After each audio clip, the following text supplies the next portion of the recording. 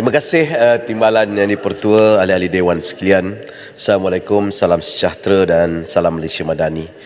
Timbalan Yang di-Pertua, saya ingin mengucapkan ribuan terima kasih di atas ruangan dan kesempatan yang telah diberikan untuk Gombak menyertai perbahasan rang Undang-Undang Perbekalan 2024, Belanjawan Madani 2024 yang telah dibentangkan oleh Yang Amat Berhormat Tan Poon hampir 2 minggu yang lalu.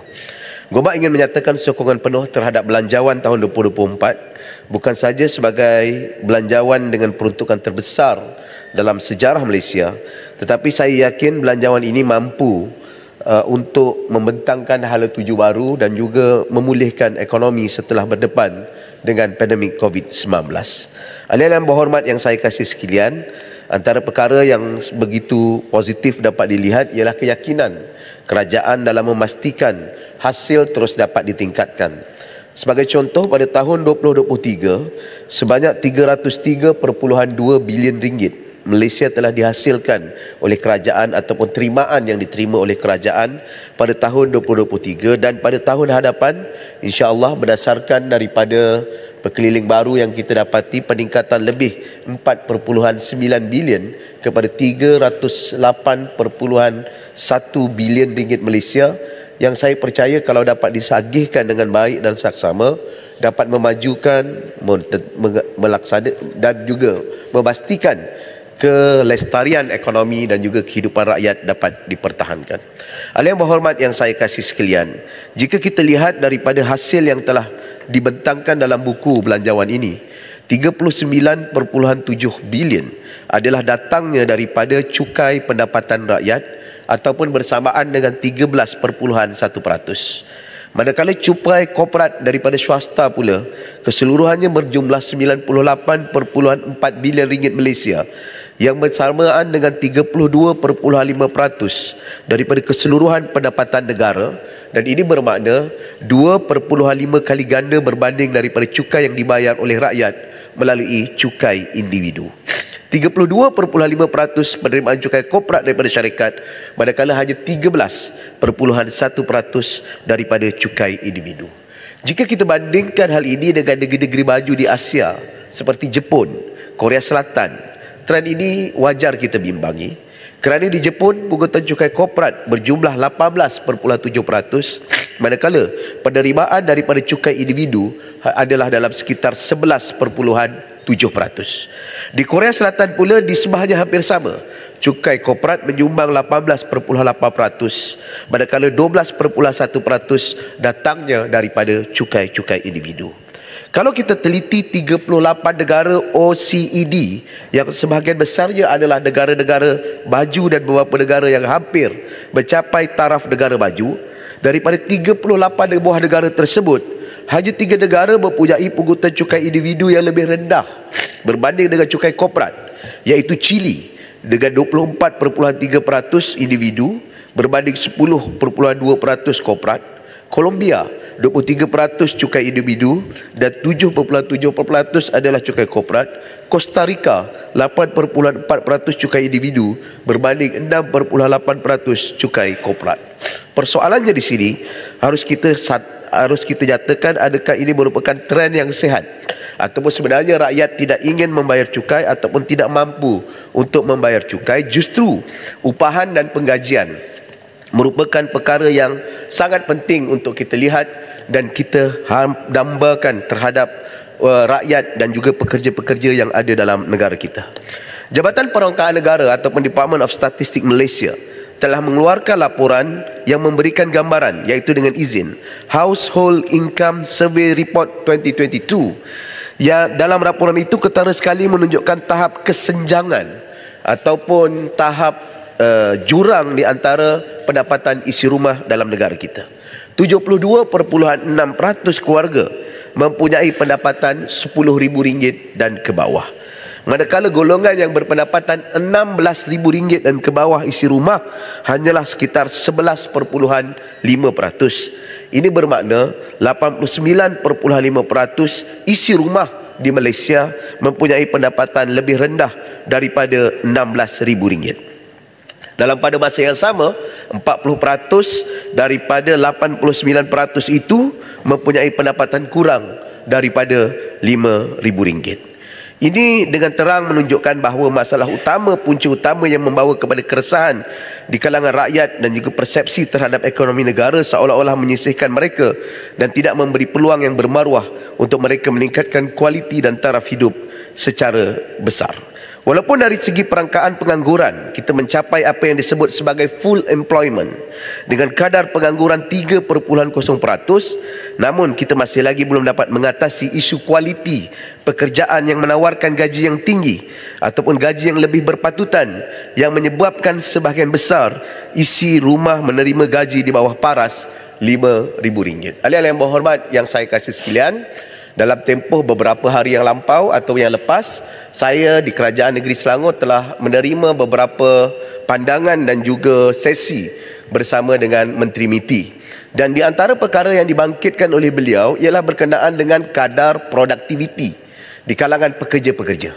Kadar produktiviti dalam negara kita sebenarnya menurun dengan agak ketara kalau dibandingkan dengan negara-negara serantau seperti Singapura, Filipina dan Vietnam. Ini 3 negara yang telah mengatasi kita daripada segi kadar produktiviti. Dan kadar produktiviti ini sangat berkait rapat pula dengan upahan dan penggajian. Walaupun kita telah mencipta peluang pekerjaan yang tinggi dan banyak peluang-peluang pekerjaan, namun sebahagian daripada peluang-peluang pekerjaan itu tidak menepati dan tidak mampu untuk memberikan pengupahan dan penggajian yang tinggi. Tuan Timbalan yang dipertua, pihak Kerajaan Perpaduan telah membentangkan beberapa pelan. Di antara pelan yang penting yang harus dilihat dan disokong dengan penuh oleh seluruh ahli dewan dan rakyat ialah dengan New Industrial Master Plan yang telah dibentangkan sebelum belanjawan ini dibentangkan. Dalam pelan ini telah memberikan satu harapan supaya pada dalam tempoh sehingga 2030 kadar pendapatan median di kalangan rakyat akan meningkat kepada lebih RM4,200 berbanding RM2,100 pada hari ini. Dan ini akan disokong jika keseluruhan sistem dan ekosistem penghasilan sumber tenaga kita bergantung dan juga terurus daripada sektor-sektor yang telah digariskan. Saya ingin menyentuh tentang apa yang telah dicapai ataupun apa yang telah dicadangkan dalam belanjawan ini, iaitu usaha untuk teknikal dan vokasional yang berjumlah RM6.8 bilion Malaysia. Dan saya juga berharap agar RM6.8 bilion ini disalurkan kepada institusi-institusi teknikal dan vokasional yang disasarkan berdasarkan daripada apa yang telah digariskan di dalam NIMP ini. Kebanyakan daripada 21 bidang-bidang yang telah ditawarkan, termasuk food and beverages, termasuk machine and equipment dengan izin, termasuk pharmaceutical dan juga bidang-bidang dalam life sciences, automation dan juga aviation ataupun aerospace. Ini antara 5-6 bidang yang sebenarnya terdapat di dalam garis dan juga bidang-bidang dan subsektor yang terkandung di dalam NIMP. Dan sebahagian daripada bidang-bidang itu juga merupakan di antara bidang-bidang yang melatari sektor pembuatan di dalam negeri Selangor maupun negeri Pulau Pinang dan juga di negeri Johor. Justru pengurusan serta koordinasi di kalangan jawatankuasa teknikal dan vokasional bersama dengan garis panduan dan juga sektor-sektor yang digariskan ini sangat perlu. Kalau tidak, ia tidak akan bertemu ataupun yang dikatakan sebagai mismatch. Dan mismatch inilah yang akhirnya akan melahirkan pekerja yang tidak menepati skill daripada apa yang dilatih dan ditrain kepada mereka dengan bidang-bidang pekerjaan yang dikembangkan di dalam sektor-sektor khususnya menjelang tahun 2030 nanti. Justru pelarasan-pelarasan seperti ini wajar diwujudkan di pelbagai peringkat. Bukan hanya berlaku di peringkat nasional, tetapi juga wajar dilaksanakan pengawasan dan juga dilaksanakan sampai di peringkat negeri, supaya negeri-negeri dapat mengenal pasti apakah niche ataupun apakah bidang-bidang keutamaan, supaya penggajian yang dianggarkan pada tahun 2030 itu dapat dicapai. Bukan saja kita dapat mencipta peluang pekerjaan baru, memperkasakan bidang-bidang farmaseutical ataupun aeroangkasa dan sebagainya, tetapi juga mampu untuk matchkannya atau digabungkan dengan bidang pekerjaan. Silakan. Munalwan, Ombak. Ya, Gombak, saya nak tanya, Badan Kerajaan telah meletakkan farmaseutical sebagai bidang utama, antara bidang utama kita. Bagaimana dengan perancangan kerajaan untuk melihat ke depan selepas kita berdepan dengan masalah farma niaga baru-baru ini? Apakah kerajaan akan mewujudkan satu lagi badan yang baru? Bagaimana pandangan Gombak? Dan juga bagaimana dengan pandangan tentang aerospace? Saya faham di Selangor kita ada banyak blueprint yang bagus-bagus tentang aerospace. Tapi ke manakah kita nak lahirkan blue chip aerospace company dengan izin yang bertapak di Selangor yang kita menjadikan pemangkin kepada industri aeroangkasa kita? Terima kasih. Terima kasih Macang atas pandangan yang telah diberikan. Salah satu daripada kaedah untuk memajukan subsektor tersebut bolehlah dilaksanakan sebagaimana kaedah yang dibangunkan di Korea Selatan dengan melahirkan anak-anak syarikat ataupun syarikat-syarikat yang dibiayai oleh kerajaan di peringkat awal. Namun pelaksanaan syarikat-syarikat tersebut sewajarnya diberikan satu tempoh tertentu untuk bergerak bebas. Kerana kalau ia berterusan diberikan priority list dengan izin ataupun diberikan monopoli dan ia tidak akan mengembangkan sektor-sektor tersebut selain daripada melihat daripada bidang SME dan sebagainya.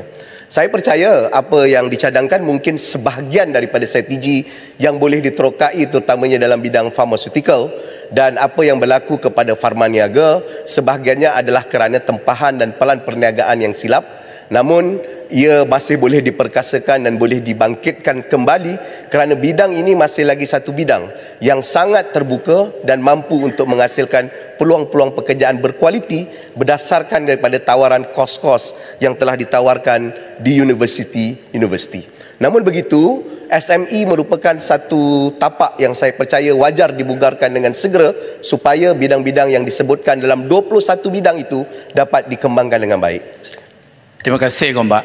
Saya cukup menghargai atas keyakinan Gombak di atas belanjawan yang disediakan ini. Cuma saya ingin bertanya sedikit pandangan Gombak.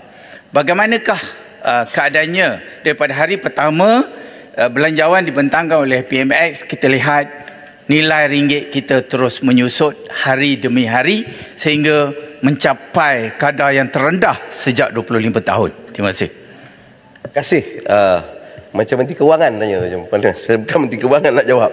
Nah, begitu saya ada pandangan. Kebetulan dalam sesi dengan yang berhormat Menteri MITI sebentar tadi, kita turut ditanyakan tentang soalan tersebut.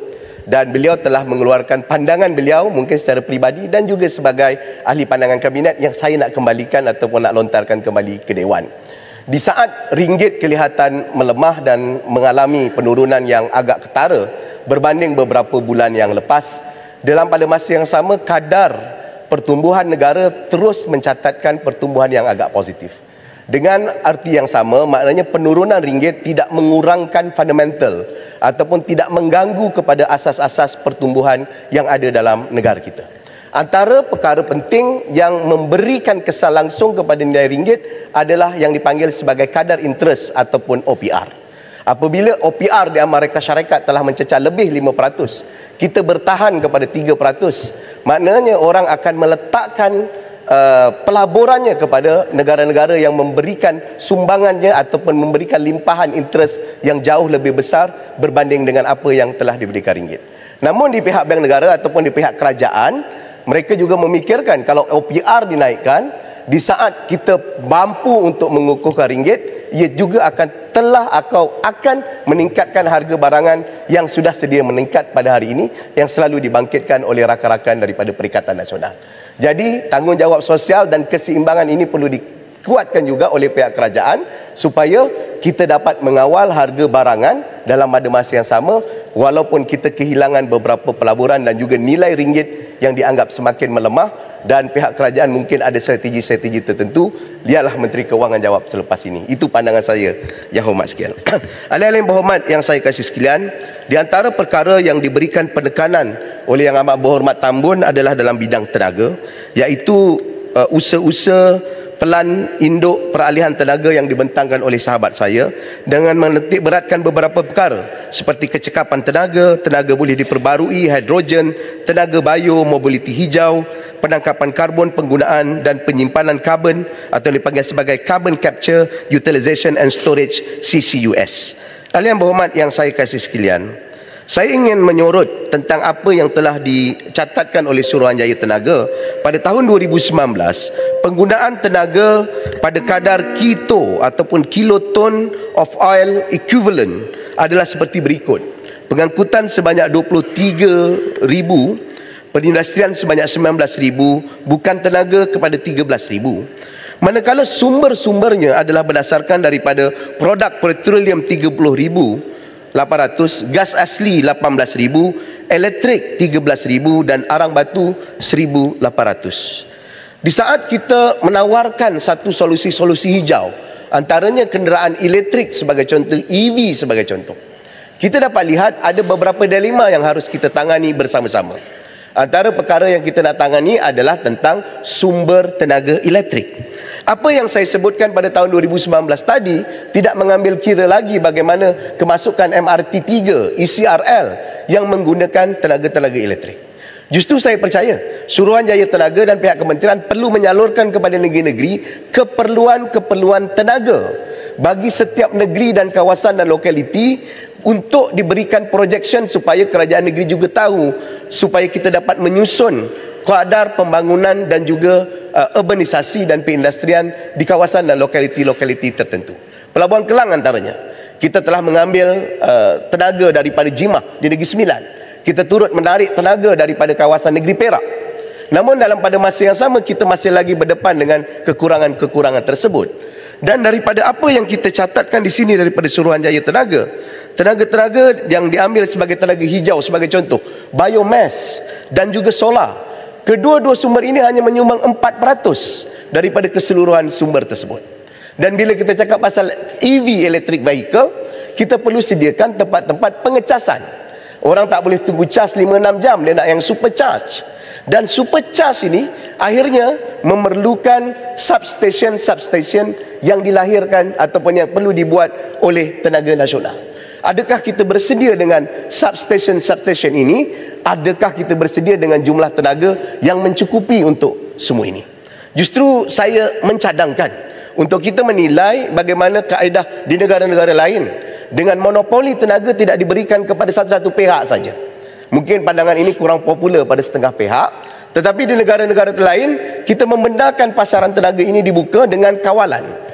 Kalau tidak hanya satu, mungkin tidak 3, tidak 20, mungkin 5, 6, yang mana peluang-peluang pemain-pemain tenaga ini dalam pada masa yang sama dapat memberikan tenaga yang cukup, dan ia harus berdasarkan daripada maklumat yang mencukupi kepada kita bersama-sama, supaya kita tidak berada terperangkap di tengah-tengah. Di saat kegilaan kita dan juga keterujaan kita terhadap electric vehicle, adakah the whole ecosystem pokok asalnya, adakah tenaga yang ada pada hari ini dan juga masa depan cukup dan sedang cukup dihasilkan?